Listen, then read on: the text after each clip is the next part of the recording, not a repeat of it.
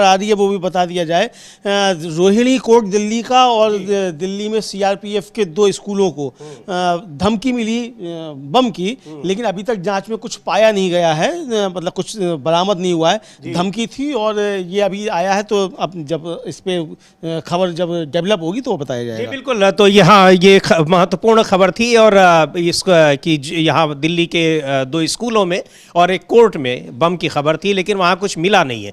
खैर, और यहाँ जिस तरीके से ये चर्चाएं हो रही हैं और जो आज एसआईआर पर बैठक हो रही है अमलेंदु जी, इसको लेकर इंडिया गठबंधन एक बड़े आंदोलन की तैयारी में, कहा भी गया है। और बिहार के जनादेश को कतई लोग स्वीकार नहीं कर रहे हैं, जैसा सुरेंद्र राजपूत कह भी रहे हैं कि ये जनादेश नहीं, ये ज्ञानादेश है। हाँ बिल्कुल, सुरेंद्र राजपूत कह रहे हैं कि ये ज्ञानादेश है और ये इसको लेकर बहुत सवाल समीर जी उठ रहे हैं कि ये चुनाव आयोग ने आखिर वहाँ किया क्या है। और सवाल जो है वो सीधे सीधे पूछे जा रहे हैं ज्ञानेश कुमार गुप्ता से कि ज्ञानेश कुमार जी बताइए कि ये क्या क्या गड़बड़ चुनाव आयोग ने वहाँ की है, इसका जवाब दीजिए, या तो शपथ पत्र देकर बताइए वरना फिर राष्ट्र से माफ़ी मांगिए, ये उनसे कहा जा रहा है। लेकिन एसआईआर को लेकर आज जो चल रही है बैठक, उस पर भी हम लोग चर्चा करेंगे निश्चित तौर पर।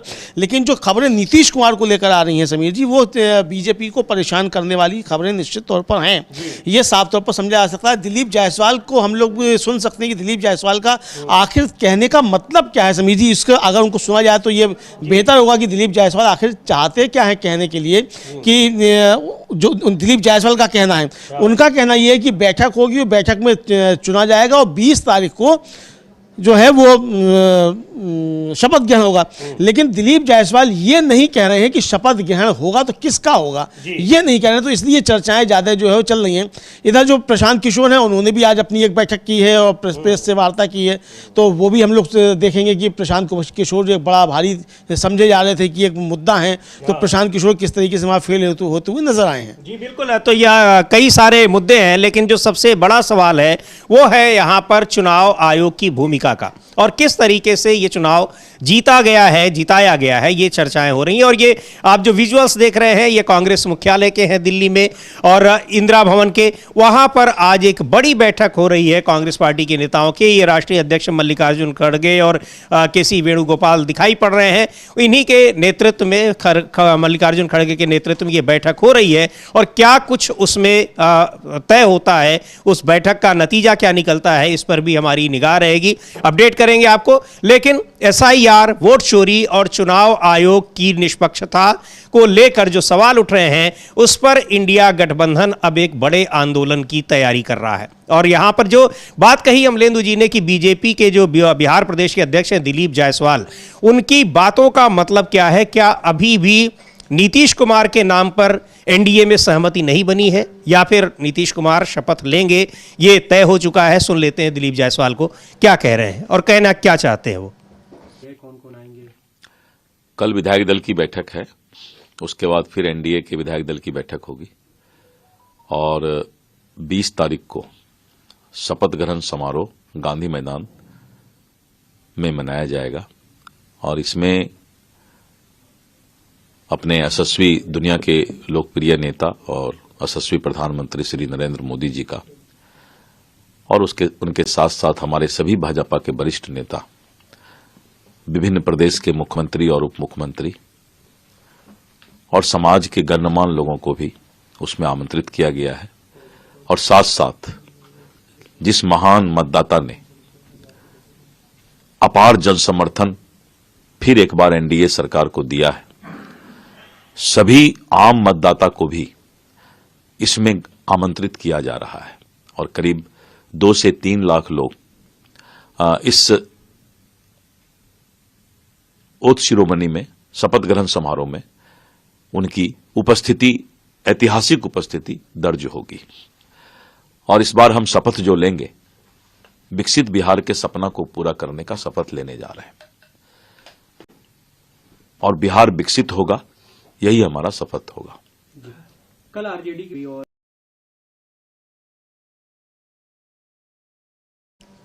तो शपथ ग्रहण ये कह रहे हैं 20 तारीख को, लेकिन आधिकारिक कोई सूचना इसकी नहीं आई है। और जिस बैठक की बात कर रहे हैं कि एनडीए की बैठक होगी और विधायक दल का नेता चुना जाएगा, अभी पार्टियों के विधायक दल के नेता नहीं चुने गए हैं। और कल भारतीय जनता पार्टी के विधायक दल की बैठक थी, अमलेंदु जी, टाल दी गई। इन सब के पीछे क्या कुछ चल रहा है, और ये सारी चीजें बता रही हैं कि 20 तारीख को भी शपथ ग्रहण हो पाएगा या नहीं। और ये दिलीप जायसवाल जो बता रहे हैं कि साहब इतने लाख लोगों को बुलाया गया है, फलाने आएंगे, लेकिन आएंगे किसके? भैया दूल्हे का नाम तो बताओ, शादी किसकी है? वो शायद उसी पे छोड़ रहे हो कि जब विधायक दल की बैठक होगी तो उसमें चुना जाएगा। हाँ तो ठीक है, चुना जाएगा तो, लेकिन किसको चुना जाएगा? कुछ तो संकेत दो भाई। नीतीश कुमार का अगर बीजेपी चुनने वाली है तो कम से कम बीजेपी के नेता तो बोलना शुरू करेंगे नीतीश कुमार चुने जाएंगे। तो नीतीश कुमार के लिए क्यों नहीं बोल पा रहे हैं? प्रधानमंत्री नरेंद्र मोदी भी नहीं बोल पा रहे हैं, अमित शाह भी नहीं बोल रहे हैं, दिलीप जायसवाल गोल गोल घुमा रहे हैं जो बीजेपी के प्रदेश अध्यक्ष हैं।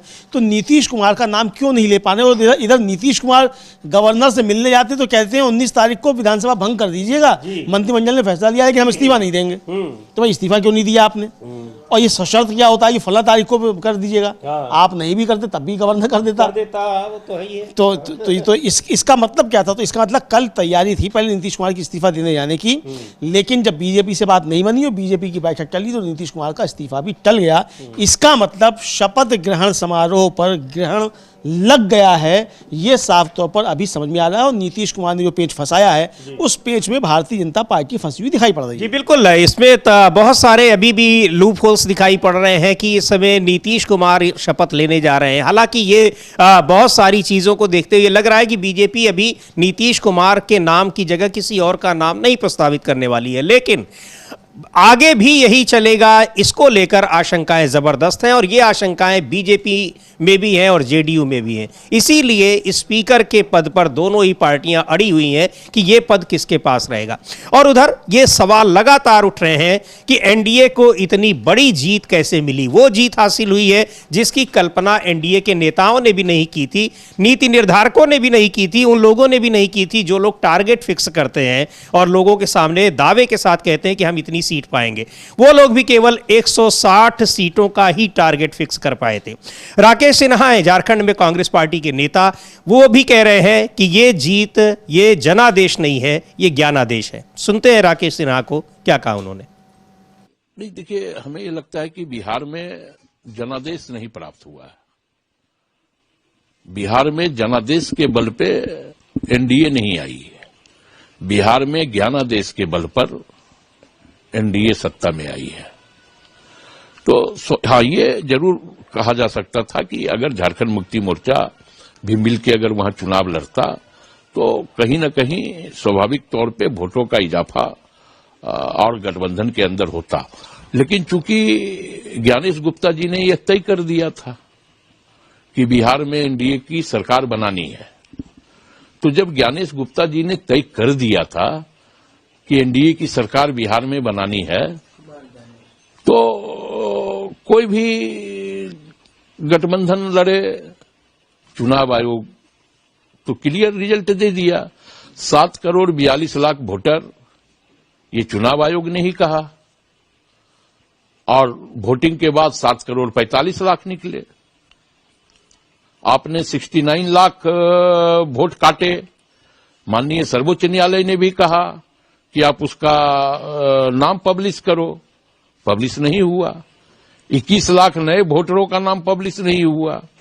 तो ये तो कुमार ज्ञानेश हो या ज्ञानेश हो, ये तो उनका मैंडेट है, ये लोकतंत्र का मैंडेट बिहार में नहीं है। लोकतंत्र का अगर मैंडेट मिलता तो एनडीए पूरी तरह से बिहार में साफ हो चुकी थी। तो राकेश सिन्हा झारखंड कांग्रेस के नेता हैं और ये कहा कि अगर निष्पक्ष तरीके से चुनाव होता तो साफ हो गया होता एनडीए, बीजेपी साफ हो गई होती, ये वो कह रहे हैं। यानी एनडीए की जो आंधी थी वो आंधी दिखाई पड़ रही थी, वास्तविक आंधी जो थी वो इंडिया गठबंधन की तरफ थी। लेकिन जो कुछ चुनाव आयोग ने किया है उसकी वजह से वो एनडीए को उसका फायदा मिल गया और एनडीए इतने बम्पर वोट से चुनाव जीत गया। सवाल इसको लेकर उठ ही रहे हैं क्योंकि